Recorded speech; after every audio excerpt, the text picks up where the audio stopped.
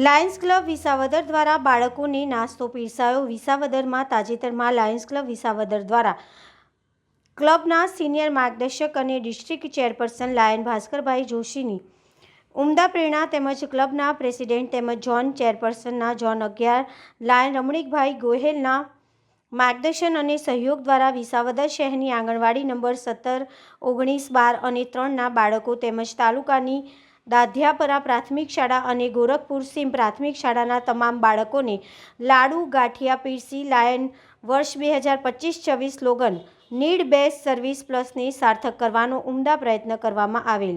Reporter શ્યામ ચાવડા, વિસાવદર।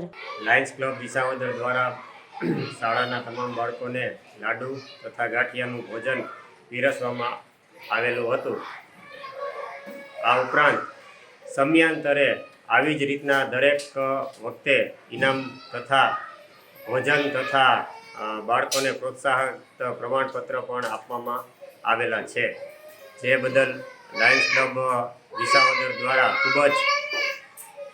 ખૂબ જ અવનવા પ્રોગ્રામ પણ અમે કરવામાં આવેલા છે।